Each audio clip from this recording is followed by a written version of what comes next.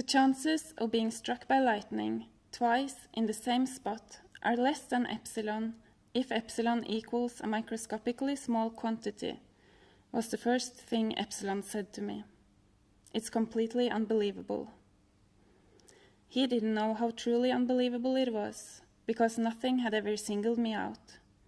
The spun bottle never pointed at me, the neighborhood kids never found me when we played hide and seek, and I never found the almond in the pudding at Christmas.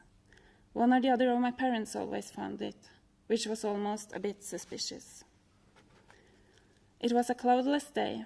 I was standing by myself in a corner of the schoolyard and trying to look busy counting rocks. You're only fooling yourself if you think you can't be lonely just because you're busy. But the most important thing is that no one else thinks you're lonely. While I was standing there, dark clouds suddenly rushed in. The heavens opened up and bolts of lightning struck me in the forehead twice. I fell back and everything was dark and very far away. I could hear ambulances, and this time I knew they were coming for me. While you wait, a faceless man said, I want you to draw a diagram of your life. Here's a red pen. So I took a pen and drew a line from one ear to the other straight across my face, and then I pointed at my nose and said, this is where I am now. I heard sirens and opened my eyes and saw that the whole school had gathered around me. There was a burnt smell and the principal was there.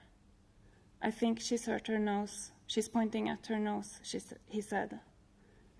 2 men in white jackets came into view. They put me on a stretcher and carefully lifted me into the ambulance, as if I was someone they cared about. Then we drove away, sirens blaring, and it was as beautiful as Beethoven's Fifth. Everyone at the hospital was attentive and kind. The nurses looked at me compassionately and said that it probably wouldn't take too long for my eyebrows to grow back. The other patients were also nice. It seemed like getting struck by lightning earns people's respect, as if we lightning survivors are God's chosen.